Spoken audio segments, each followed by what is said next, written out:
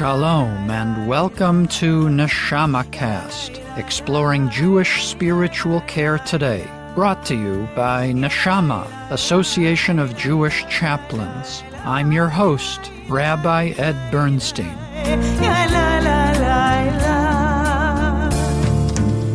Welcome to a bonus edition of NeshamaCast.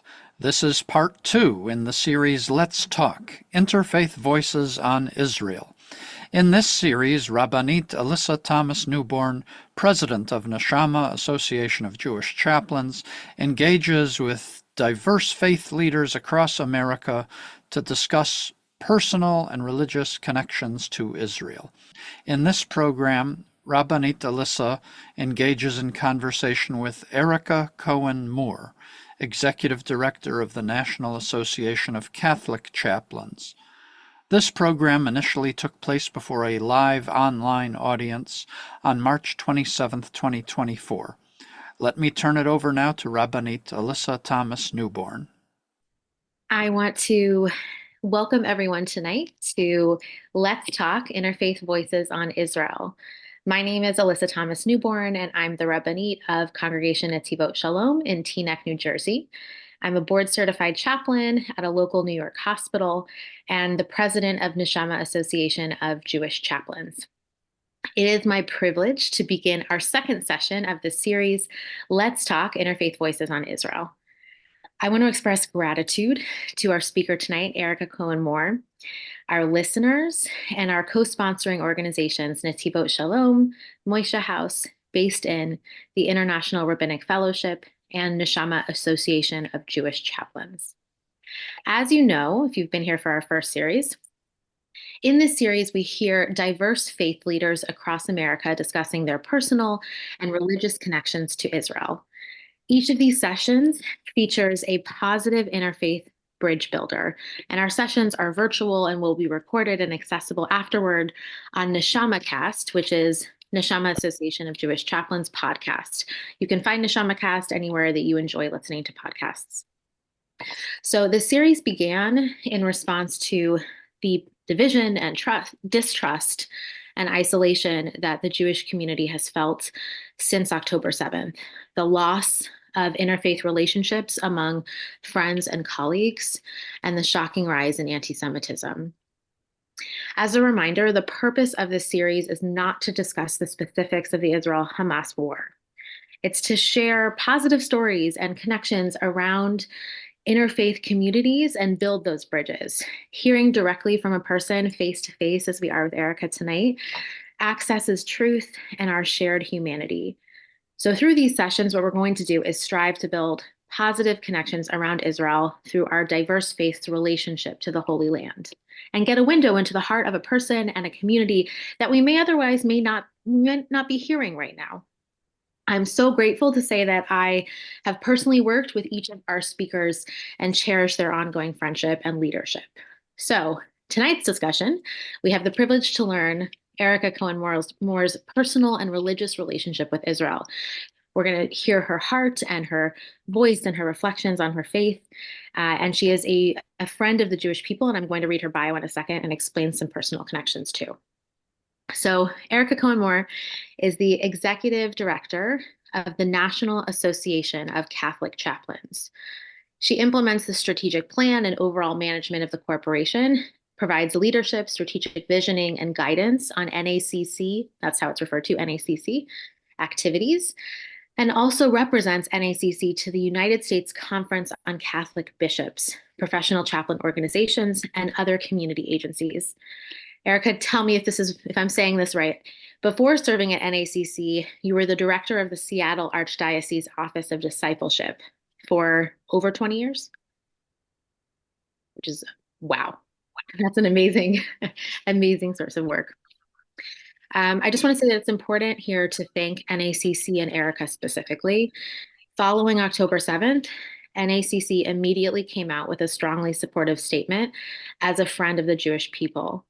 And both before October 7th and after, NACC and Erica have consistently been allies both to Neshama Association of Jewish Chaplains and the wider Jewish community.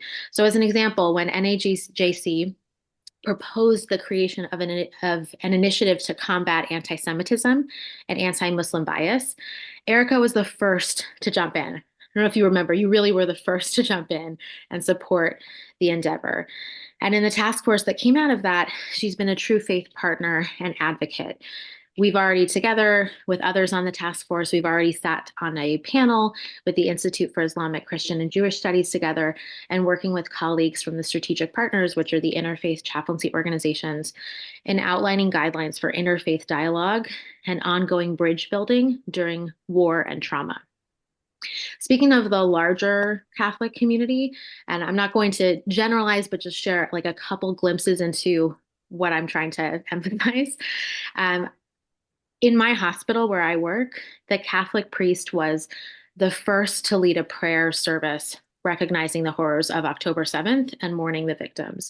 He did this, mamish, specifically, he did this on October 7th. And the recreational therapist that I work closely with in the psychiatric emergency department, who is also Catholic, was the first colleague of mine to reach out to me to check in following October 7th. And in Teaneck, in the neighborhood where I live, I've heard stories from Catholic neighbors about how they've been combating anti-Semitism and building bridges very actively. So in short, many of our Catholic colleagues, neighbors, and friends have been and continue to be invaluable partners and sources of support, and we are so grateful beyond words. Finally, I want to acknowledge that we are especially grateful to Erica for joining us during Holy Week, a busy time for her and her community. Erica, we know many of the observances really begin tomorrow, and we wish you and your family a happy Easter, and that the whole Holy Week will be meaningful and joyful throughout. So again, thank you so much for making time to talk to us tonight. And I will now ask you our first question. We really want to get to know you more than what just from my perspective. So please tell us about your background, your work, and faith community. We'd also love to learn more about Holy Week to give us the context for this time in your calendar as well. Well, thank you. I really appreciate it. What's hard for me is that I would much rather hear from all of you and hear your story. So I'll do the best I can. So yeah, I have been with National Association of Catholic Chaplains for 2+ years. It's been a wonderful time. Had an opportunity to work with Alyssa and Allison and Rabbi Mo and Rabbi Joe, and just great experiences. I come to this after 20 years of serving for the Archdiocese of Seattle. I worked for 8 bishops. And in my role, we were the Office of Discipleship, but I think we had about 68 other titles throughout my time there, because that's what we do in church. We just like to change our titles all the time. It's good. It keeps us entertained. It keeps us reordering business cards and all the things. But one of my favorite things to do in my role was pastoral care and overseeing all the work we were doing in prisons and hospitals. I live in a port city, so we have a really strong port ministry, human trafficking, working with the poor, immigration, etc. So that was really where my heart was. I started my venture into ministry many, many years ago. I went to the College of St. Benedict, St. John's University in Minnesota. It's cold if you've ever been there. And went there as an econ major, wanted to become a stockbroker. Clearly, that's not where I ended up. But always had this profound love for theology and religion, and I can talk a little bit about that. But ended up doing prison ministry and falling in love with it and really wanting to do chaplaincy. And so I was a very young vocation that really hit me when I was about 19 or 20. And so changed my major, theology, went to grad school at Seattle U. Really wanted to do prison ministry. I did prison ministry for about a year, realized I'm more of a bureaucrat, not a chaplain. So I value and appreciate all of you and your gifts, because I don't hold all of them. But I did a little bit of ministry, which is good. I also have a profound love for ministries. Healthcare is so important, but really trying to get NACC to look broader beyond healthcare and into all of those other places. Personally, you might say, what on earth are you doing with the last name Cohen? So my dad is Jewish, my mother's Catholic. I grew up strongly with both. I will show you this picture. I don't have to give you any explanation of this, but that was my grandma's. And so I have to explain this to my Catholic people. Wow. But I don't need to explain it to you. Yeah, this is Amazing. many generations. So I had a very strong Jewish grandmother. She taught me much. She gave me, I think, my first Martin Buber book when I was like 11. So, got through that and then came back to it as an adult and really figured out what it meant. But she had a huge influence on my life. And so Judaism's just had a huge impact. And actually part of my vocation and wanting to learn more, trying to figure out all the things. And maybe by the time I die, I will have figured out my real role and identity. So looking forward to that moment. But it's really appreciated the opportunity to grow up in a by faith family with two parents who really believe strongly in their faith. And we did grow up my Catholic, but we did have Jewish traditions. And I apologize. I have a 17-year-old daughter looking right in my window at the moment, so a little distracted, but that's what happens when you have 17-year-olds. So just that incredible experience. And then I also grew up in a biracial family. I have two African-American brothers. So just a lot of diversity, and grateful for that diversity. And I think it's brought me to the place I think I'm here because of all that diversity. I also had a very diverse family. I have a lot of family members from Israel. And so I'm excited to be here today, really to honor them and how they have formed me over time. And I could probably say a whole lot more, but that's just a little bit about me and who I am and where I've come from. Part of a Catholic church, Catholic faith. Clearly, I worked for bishops for a really long time, so I understand it and I'm a part of it. But I also, my best friend here in Seattle is Jewish, and so I get to still do all the things. I get to go home usually for Passover with my kids.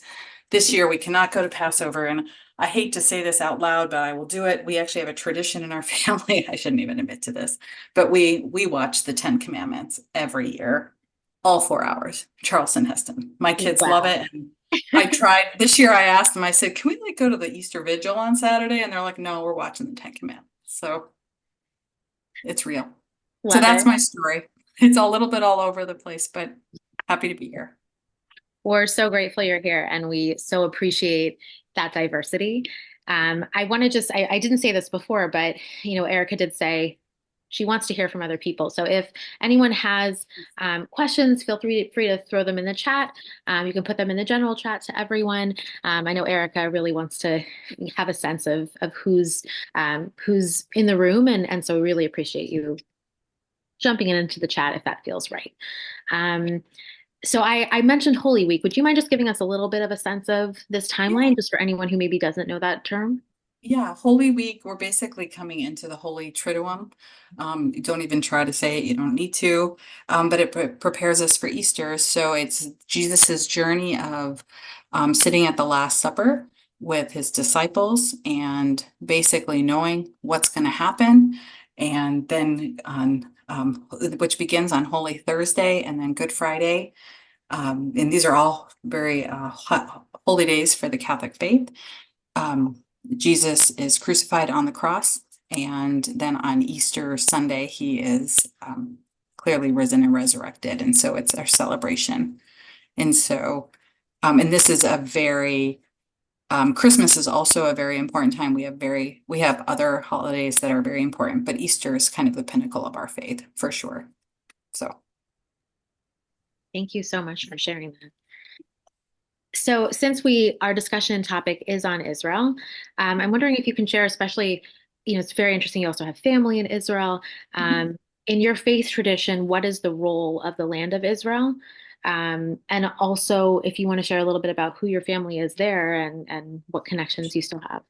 Yeah, sure. Love to. So the Jewish side of my family is actually from Russia. So we don't actually have direct family ties to Israel. So all of our family that's in Israel are married into the family.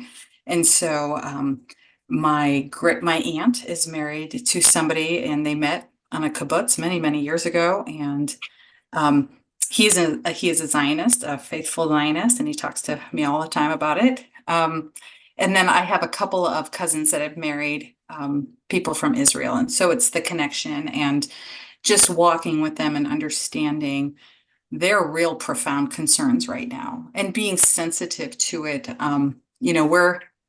We're celebrating Easter and we're all posting on our Facebook pages, but I think there's a real sense of sensitivity and need to recognize that it's not joyful all over the world right now and for all of our family members. So, yeah. I think that speaks to many of our hearts. And, we just had the holiday of Purim, which is an extremely joyful time. And I spoke about this in our congregation, but there was someone actually in Israel wrote this beautiful poem and reflection asking permission to really celebrate the holiday, like from God and from the people of Israel to say, we're holding all this pain, and how can we possibly experience this joyful time? And yet we know that we're supposed to, and we have to, and that's part of life. So I think what you just spoke to, it resonates on a lot of levels. So what is the role of the land of Israel in the Catholic faith? Just to ask a huge question that could be like a big question, right? Well, I think it's the land where the three primary faiths come from, and so the Catholic faith very much believes in the ancestry of our brothers and sisters from the Jewish faith, and this is where we came out of and where we began. Jesus, if and who believes in Jesus, we believe that he was Jewish, his mother was Jewish, his father was Jewish, and Israel is where our faith began, and all the places, especially right now during Holy Triduum and Easter week, we experience and explore all the sites of Israel. And I think of the one that comes up the most, and I'm sure many of you have been there, is the Church of the Holy Sepulchre. And it's in the old city of Jerusalem, and it's really considered the most holy site for Christians. And it's where we think Jesus was crucified and buried and resurrected. And so an important site for many of us. But so, I mean, as you know, the Bible comes alive when you go to Israel, and I can talk about my own experience, but all the places when we read about the Gospels and Jesus and the miracles, and in the Old Testament, it's the Sea of Galilee, Cana, turning the water into wine, Capernaum, Masada, all the places. And so Israel, such a profound place, and probably Jerusalem having the most profound impact on our faith, but seeing all of it with the Western Wall, the Mount of Olives, the Church of the Holy Sepulchre. So yeah. And then, well, and I can talk about my own experience and what was probably the most profound for me, but in the Catholic faith, this is where our Catholic faith comes alive. I love how you said that. This is where our Catholic faith comes alive. Mm-hmm. To think that Holy Week is also a time where you would be walking through the old city and feeling that. And I think, again, many of us really understand. As you were speaking, I can just imagine all those places and what it is for all of us to feel we want to go back there. We have these memories. So I think we would love to hear about your first personal experience in Israel, visit to Israel. We'd love to hear personally about your connection. Sure. Well, so admittedly, I will be as honest as I can be. I went when I was 17 years old, and I like went with your daughter at the window. Yeah, like my daughter at the window, and I probably hit the same maturity levels. So I will try to, but it was, I've had the opportunity to travel my whole life. We lived in Japan for a little bit when my dad did his residency. We've moved, we've done, travel's just a huge part of our family. But it wasn't until that I went to Israel where I probably had the most profound impact, just in general, of history, faith, culture, all the things. It was so profound. I had the opportunity to go kind of in one of those, trips that they sell, and it was 17 of us girls from an all-girl high school, probably not the safest thing to do. We had one chaperone. We started in Egypt. We went to Rome. We went to Italy. We went to Rome, Israel, and then Greece, ended in Greece. So trying to explore and feel our faith just across multitudes of locations. And so when I went to Israel, I was expecting some like tropical place, we could just go hang out, and just such a different experience and such a profound experience. And I tell everybody I know, you really can't understand your faith fully until you go to Israel. And again, it goes back to, it's where our faith comes alive, and you see it, you can read about it, but paper doesn't do anything, right? Until you're there and you feel it. And I don't think you can fully understand that. Sorry. That's my dog.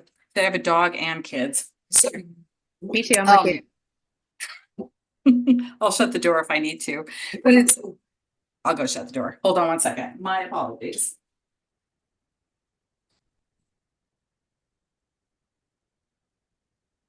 It's the professional life of a chaplain with family. So, but I would say I didn't fully understand the tension between the faiths until I was there on site, and you see how small it is, and you see just the geography and everything, and how people are sharing this geography. So it's not like where I grew up in Nebraska, where you have tons and tons of space and you can, go to different corners. It's not. So that was really profound for me. It was regretfully, I have not had the experience to go back. My father is still alive. He wants to go back. He wants to bring the entire family. I really want my 3 kids to experience it, and soon. And we were actually planning to go back potentially this past fall. And of course, that didn't happen for all the reasons. So, yeah, I wish I could talk about Israel forever. All of you have probably been there, you know it, you understand it. But from a Catholic, and from a Catholic who grew up in a Catholic and Jewish home, it was profound. And I always tell my kids they won't fully understand the traditions of their 2 families and the faith of their 2 families until they go there. So, yeah. And I apologize for the dog barking. No apology needed. I think, we really appreciate hearing that. And I just want to name that feeling of your faith coming alive. I also think for any of us who've been to Israel, it really hits home as well. And you've really, 2 questions are coming up for me right now. One is, you did mention your kids, and I'm wondering how you speak to your kids about Israel. You mentioned what you just said now of wanting them to see it. But without being in Israel, what is their relationship with Israel like? A great question. I think they understand that it's this place that their mother's been, their grandfather's been. We talk about it often. They know that some of their family, their extended families from there. I have my middle son is really discerning, kind of exploring Judaism because he feels more of a call into that. And so I think a trip to Israel would be profound for him out of all 3, but especially for him. And so I hope he can have that experience, and soon, because I think it's a great way in a world where the world's getting secular, and I live in Seattle, it's very secular. There's churches around, but they're not as prevalent as maybe East Coast, Midwest. And so your faith isn't on every corner, but when you go to Israel, it's on every corner. It's everywhere. And that's really beautiful, especially in a time when things are becoming secularized and our kids don't really understand their faith to the extent that they should. That's such a profound point that you're making. And I guess, I want to ask you why you think that Israel is such a place that's meaningful to different faiths. It's another question that, we asked our last speaker. And I just want to highlight that you mentioned it's on every corner, that religion's on every corner. And also that tension you named in your a couple minutes back. Yeah, and I probably very meaningful thing you said. Go ahead. Probably repeat myself a little. Oh my gosh, my dog found his way back in. It's that Israel is going back to just secularization. I really enjoy to travel. I enjoy to travel with my family, and they haven't really experienced a place yet where religion is so profound and it's everywhere, and it would just be a circle around them like a blanket. It would just blanket them in a really warm, welcoming way. And so that's it. You walk down the streets and it's just everybody has a part of the story. So Muslims have a part of the story, Jews have a part of the story, Catholics have a part of the story. Even the Mormons are there and they have a part of the story. And so for all of these faiths to come to this one spot and to feel so profoundly moved by it, that's amazing, right? I don't know if there's another spot in the universe or our world that has that or holds that. So I think we do have a question in the chat, and I love what you said about the blanket of faith and that how amazing it is we have that space. So thank you for giving us that imagery as well. There's a question in the chat, which was thanking you for sharing your passion and wondering how you explain anti-Semitism, if you broached it with your kids, how you speak about that. It's a great question. It's real. We've experienced, I mean, that was silly to say, of course it's real. But it's even in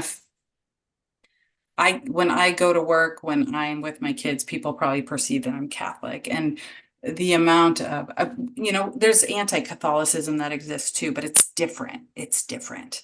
Anti-Semitism, my kids have experienced just being in relationship with other family members. My father, we grew up in Nebraska, in Omaha, Nebraska, and it was a challenge. It was a growing Jewish community, and we grew up with a Jewish father, a Catholic mother, and two African-American brothers. And the Catholic church we went to invited us not to be there anymore because of those two things. And that's real, right? And that was an experience we all had as kids, and that has impacted most of my siblings being Catholic. And there was other experiences. So even though like my sister was Catholic, she had an experience where a cop pulled her over, gave her a ticket. She wasn't in the wrong, all the things. He was eventually fired. It was named that he was anti-Semitic, all the things. But so these are experiences that are real. And these are stories that we tell our kids so they know them. And because they need to know it and they need to know it exists. It's also the tension that lives in my own faith.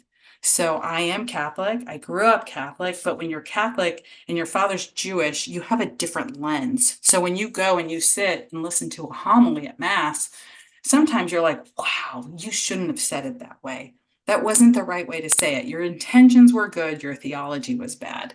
I will never say which priest or who or when or what, but that's true. I even look at now, I shouldn't even say this out loud, but I'm going to.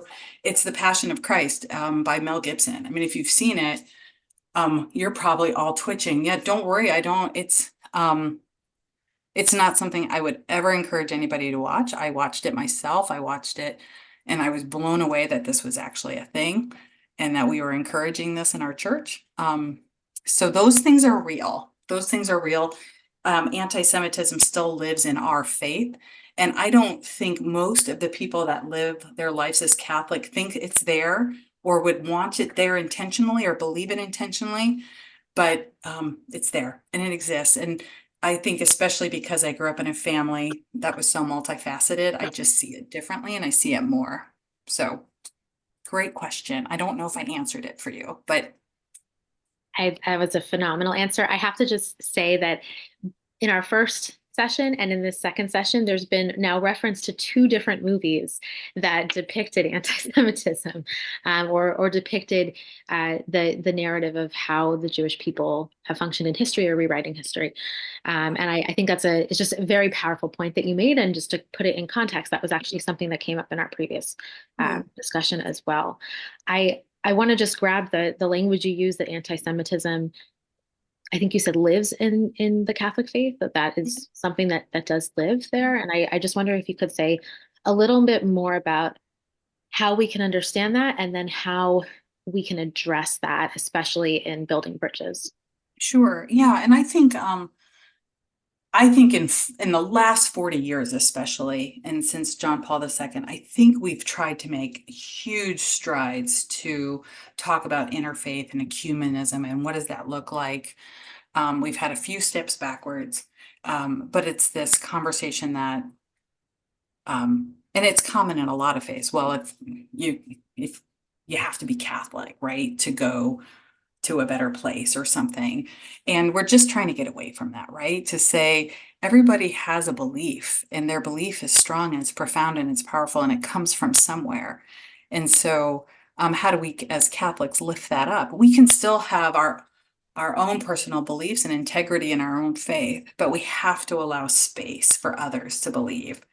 And so especially now, I mean, you look at I love my neighborhood. I live in a wonderful neighborhood. I live in a secular world out here in Seattle. It's a different world out here. But I go outside and I see at least 3 or 4 of neighbors are Hindu. And so that's really, you see that outside of their houses. A family right down the street from us is from Israel. The father just had a heart attack. The Jewish community has surrounded that family in a way that I've never experienced. And so, so I go outside and I get to see kind of multi-faith in amazing ways. I know it's different in other parts of the country. And so, and anti-Semitism, I think, lives differently in other parts of the country. So we live it out here in Seattle, but everybody in Seattle is just so nice to each other and all the things. But it doesn't mean that it's kind of rooted at the next level. You guys have coffee, so. We have coffee, so we're all just really like high strung and so all of this. Beautiful. So that's such a, just to imagine your block too. And I think each of us can imagine our own block and what it looks like and what it means to know our neighbors. Another question was just shared about community relations and building bridges with the Jewish community, especially when there's the history that there may have been concern or fear of proselytizing or that sort of what you were naming now. What thoughts you might have on community relations and building bridges? Yeah, no, great question. It's so the Catholic Church has really, whether we're doing it or not, I think it depends on where you're at and what part of the world, but we've really tried to get away from proselytizing. So it's not a term we like to use. We realize it happened many, many years ago. It probably still continues to happen throughout the world, but it's not who or what we want to be. We want to share our story about Jesus and about God and about all the amazing things of our faith. But we don't want it to do it to influence you or to make you feel like you have to change your faith. So I think one of the strongest groups we have, I mean, the Catholic Church, we're not perfect by far, but we have some really strong external organizations, and I think they hold the faith so well. So like Catholic Relief Services, Catholic Charities, or Catholic Community Services. These St. Vincent de Paul, I mean, you've probably heard of these organizations, and people go to those organizations to volunteer for those organizations and be part of those organizations because they have a faith in Jesus, and that's their personal faith. But it's not their job to put that faith on others. We serve others because we believe, not because other people have to believe.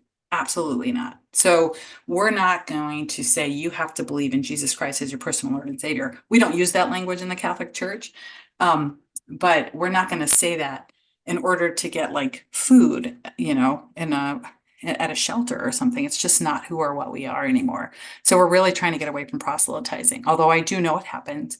In terms of community relationship or community relations, we really encourage, again, it's different. So we work under the United States Conference of Catholic Bishops. All the bishops function differently in every part of the country and every part of the world, although we're one Catholic universal church. I think my dog's going to bark again, so I'm just going to warn you.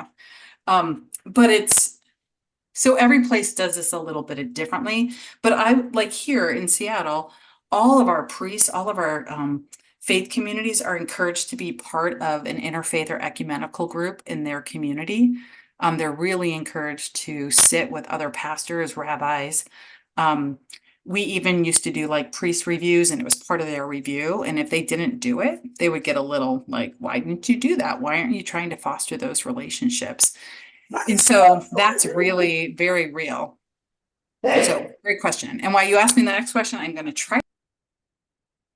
Okay, I think that, if you can give us a little bit of a just really brief overview of how the Catholic Church works in terms of the Vatican and bishops and priests, and because I think that those are terms that some of us might be more others not. To learn about super assumption on my part. So we are hierarchical. And so we are a hierarchical church, which means we do have layers. And the very top is the Pope. And we currently have Pope Francis. He's just an incredible human being. And then we have the College of Cardinals. And there's so many cardinals throughout the world, and those are appointed by the Pope. And then the Cardinals tend to run bigger locations like New York, Boston, etc. But this this Pope has actually appointed some cardinals in place that really kind of sit outside the rule book, which is curious and interesting and kind of wonderful. And then we have under cardinals, there's archbishops, and archbishops are appointed in places where there's a bigger city. So I live in Seattle, bigger Catholic population, so we have an archbishop. A smaller town would have a bishop, so maybe like the Bishop of Reno. And they're basically the shepherds of their community. They oversee their community. And then within an archdiocese or a diocese, you have priests, and the priests are the head of the parish, and they could be the head of a ministry. They can also be chaplains. And then you would have 40 years ago, 50 years ago in the Catholic Church, you would only have priests, you would have religious sisters, you would have brothers. You had very few lay people, very few lay people. And if you did, it was usually like a housekeeper, a cook, the receptionist. And Vatican II happened in the 60s, and after Vatican II, it really exploded the possibilities for the laity. And it's really chaplaincy came alive then. Chaplaincy, just to speak to chaplaincy in the Catholic world, canonically, the canon law is basically the law we follow. And canonically, the only person that can actually use the term chaplain is a priest. A lot of people don't know that. We've worked with the United States Conference of Catholic Bishops to say, hey, we get that canonically only a priest can be a chaplain, but this is a secular term and it's a professional term, and we really need to use it. And so they do allow us, and they endorse our chaplains, even if they're lay people, religious sisters, etc. And so I see John up in the corner from Canadian Association of Spiritual Care. We often think about maybe what would it look like if we used the term they use, which is spiritual care clinician. And so not a conversation for today, but maybe eventually. So the Catholic Church, very hierarchical, but there is the laity is growing, and the laity is allowed to do much, much more within the Catholic faith, within the Catholic institution.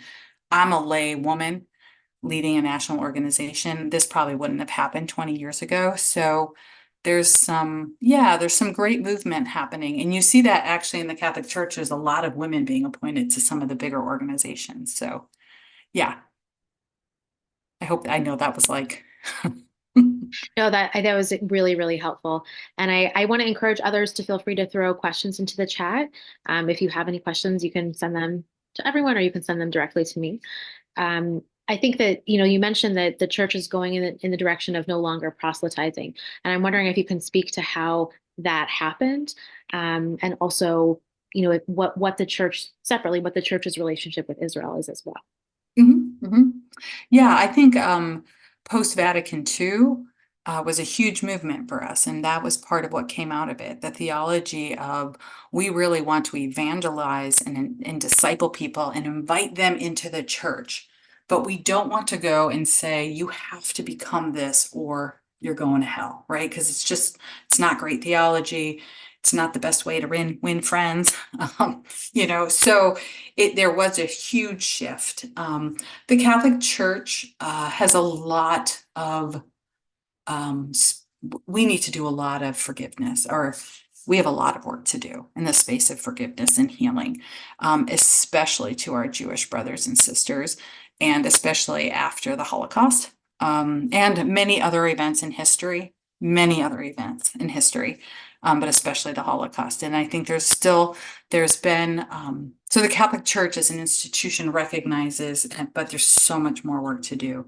And we're much space for a lot of our other cultural communities, especially our Native brothers and sisters here in the US. And so the Catholic Church is starting to look internally to say, hey, we've done some wrong. We also had the big sex abuse that came out for really the past 20 years. And so there's just a lot of work we're doing in the area of healing, rethinking how we do things, because we don't know if we move forward and how we move forward. So, yeah. It takes such courage and strength to talk about those topics and to own that, and also work on that healing. And I think that you shared it just with such openness, and I want to appreciate that. Thank you. Really. And the I received another question, which was specifically the Catholic Church's connection to Israel or official responses to things. Just for those who maybe don't know, where does the Catholic Church generally stand? So after October 7th, or just sort of what are the for those who don't know, what is the relationship between Israel and, let's say, the Vatican? Yeah, great question. It's a great question. I think what's great is it always depends who your leaders are. So Pope Francis is going to approach things very differently than previous popes. I do think that throughout this country, a lot of bishops came out and came forward with statements around peace, some specifically towards Israel, but more were broader statements of just peace. Because the Catholic Church has such our history comes out of Israel. I think there's such an importance to protect it and protect the people in it. And so, I think Pope Francis has just done such a phenomenal job in the space of naming what we've done, what we still need to do, and he's very pragmatic. He's very transparent. And saying we've caused some harm and how do we protect our brothers and sisters, and because this is our history too. So Are there, just building on that healing and pragmatic response of, we need to face some of this internally and externally. Are there certain things that are happening, or that, let's say, if certain Jewish communities around the country, the world, would like to engage with their local bishop and build relationships? yeah, The things that are happening that we can know more about? yeah, absolutely. Again, it's a little hard because every bishop is so different and what they do is so different. I would say almost all of our bishops are really working towards ecumenism and interfaith, and they understand the profound gift that it is. And for our community, for the Catholic community to be strong, we're only as strong as our partners, right? And I say that all the time with NACC, we are only as strong as our partners. We bring our faith to the table, and that's powerful and beautiful, but we couldn't be who we are without like NAJC or the Canadian Association of Spiritual Care or our Muslim brothers and sisters. And so I think there's a general sense of that throughout the country. I think there's tensions in certain parts of the world. But I think that as a Catholic, I'm seeing all the time, I'm reading articles on interfaith dialogue, ecumenical dialogue, the importance for it. When you go to graduate school, you have to invest time in studies around ecumenism and interfaith. I love that our competencies to become a chaplain include, you have to fully understand what ecumenism and interfaith dialogue looks like. So I don't know if that answered your question. Yeah, and I think it's also very instructive to us that, this is part of the culture in the Catholic faith and leadership, and so there's a welcoming to reaching out and to building those bridges, and that also this is coming from someone who was the director of the Archdiocese in Seattle, so you're very aware of the systems and how they function. So I think it's a really positive thing for us to hear too. So I want to recognize we have about 13 minutes left. If anyone has questions that they want to make sure to get in, feel free to put it in the chat. I wanted to, and I'll just sort of ask a question in the meantime. Okay, never mind. I got one. Great. Have you had dialogue with university students who are anti-Israel? Great question. I would say personally, no. I don't have a lot of intersection though with students, admittedly, not within our organization. I mean, that's a conversation we would shut down immediately. And we would have to really dig in. Why is this person, if they're going to be a member of our organization, that's not language we accept. And so, so within our organization, no. Within students, I really haven't. I haven't had those conversations, admittedly, because I'm just not in those environments. And if you don't mind, if I could back up for a second, it's something that just came to my mind, and I apologize. My dog's in the background, but he's out of the room. We So love your dog. Please don't worry about your dog.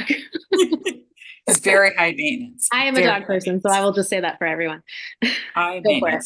maintenance. When one of the questions, it was, when I went to Israel, what was one of my profound experiences? So of everything I saw, the most profound experience I had, and it led me on a trajectory for a really long time to study the Holocaust. So I went to the Holocaust Museum, and since I've been able to go to the Holocaust Museum in different parts of the world, for some reason, or for all the reasons, it just had a really profound impact on me. And so after I left, I made a real commitment to learn. And so I started reading everything. I tend to do this. I'll get on a topic and I just go down the deepest, darkest rabbit hole and really read everything about that. But it really meant so much to me to, I had grown up with Jewish family, and so I had heard about all the things, and you hear a story, and we had family members die in the Holocaust, but I don't think I really felt it until I was there. And so after that, I really just made it, I made a commitment to do this. And so every time I travel anywhere, so I was in Prague a couple years ago, I make sure to always go to those places and to learn about the places and the history. I remember it. So I was 17 years old. I remember coming home and I just said, Dad, what book do I read? And he's like, read Man's Search for Meaning, Viktor Frankl's Search for Meaning. And so I did. And I'm like, wow, okay. So that just led me on this really, so I would say out of everything I did in Israel, for some reason, that was my trajectory. And I continue to do that. So anywhere I travel, that's what I do. And I find it, and I love history anyways, but we need to know real history. And sometimes the only way to know real history is when you're there and you get to see it and touch it and hear it, all the things. Erica, you're such an inspiration. I mean, I will speak on behalf of others, and I welcome people to put it in the chat too. But I think all of us are probably feeling how honest and humble and courageous and kind, deeply introspective you are. And it's such a model to think that, anywhere you travel, you seek out looking for the place where you can learn more about the suffering that's happening and that has happened historically, and how we can connect more to that history and to the people there. So I want to thank you for giving us that. Someone just said, thank you for sharing and being so vulnerable. When I said at the beginning, we're going to hear your heart, I really think that you've given us that. And that's a tremendous gift. So I have one last question for you, Sure. And then we'll wrap up. As we've talked about, in the midst of darkness and loss and pain, we're having this conversation to bring positivity and connection. And I think that you've really embodied that in this conversation. And we want to ask, what do you want our community to know from you personally, from your community, from your faith? What do you want, you've mentioned so much that we're going to carry in our hearts, but is there something that you want our community to know or take away from this moment, this holy moment? Yeah, no, thank you for the question. Well, I think the NACC, I've only been with the NACC for 2+ years, and I am just profoundly touched by this organization and the people within it and their desire to learn and advocate and love. Love working with Allison and all of you with NAJC. And so I think it's a mutuality of how do we continue to work together. And I think there was what we did after October 7th, we were getting calls and emails to saying, we don't know what to do. We don't know what to do. We're actually feeling overwhelmed because we don't know how to support this community. And so thus the task force, but I think we still sit with that feeling of maybe guilt of not knowing a sense of protection of our community members and our friends, of how do we serve you? How do we advocate for you? Because I think all of our members are super well intentioned, but they don't know some of the history. They don't know some of the struggles. So I think it's how we're really looking to NAJC and our Muslim brothers and sisters to say, how do you teach us? And I hate to say that because you shouldn't have to be the teachers. Really, we should have to do it ourselves and do the work. But yeah, I think our community members are just, they're so well-intentioned and they want to grow and they want to learn. And they would, I think, 100%, if they ever said anything or did anything that was by any means anti-Semitic or hurtful, they would want to know immediately. So, yeah. I think, that's the opening for opportunities for us to learn together, where, we can learn from each other's faiths, and we can learn, as you've taught us tonight, so much about your connection to Israel and your faith. I think it's opened a lot of our eyes and understanding, even historically and culturally today, how we may, a Catholic brother or sister might be relating to the land of Israel and to current events, and how we might find a point of connection. So I want to thank you for sharing that openness to learning and to dialogue. And I want to reciprocate that we really want that, and that the bridge is to be built, whether it's between chaplaincy organizations, and we're so grateful that John Hayward's here as well tonight, between chaplaincy organizations that have that ability to enter into the liminal space, and also between communities across the country that have, as you mentioned, when we think of Israel, there's a religious location on every corner. And that's true in certain parts of America, but sometimes it's the same faith. And what it means to be siloed and not necessarily reach out to the other faith communities, whether it's coming from a place of fear, or a feeling of the unknown, not knowing how.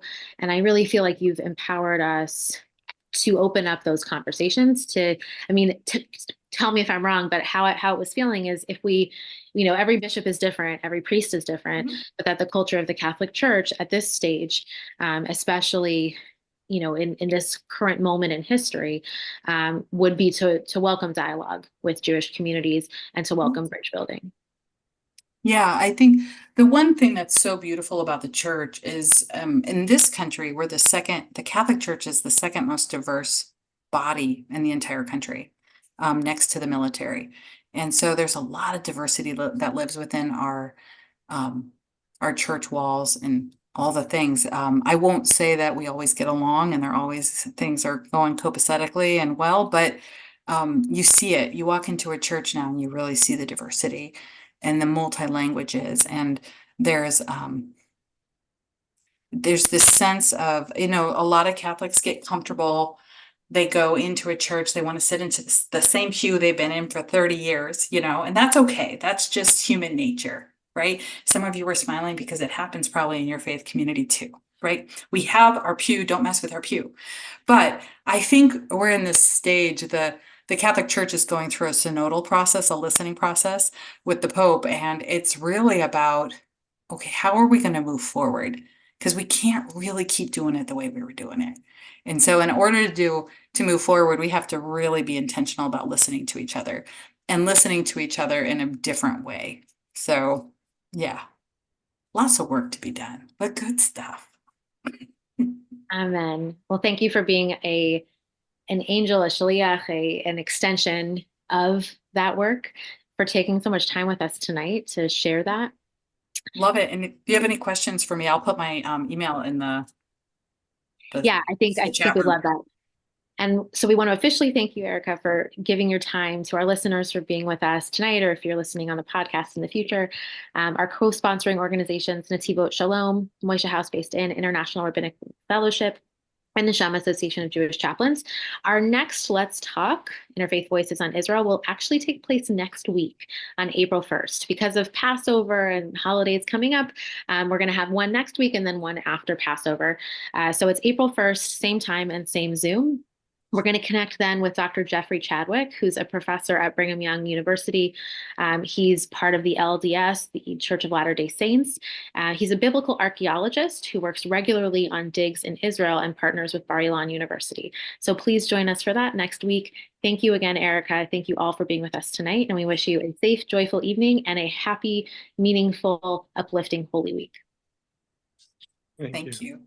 It's great to see everybody.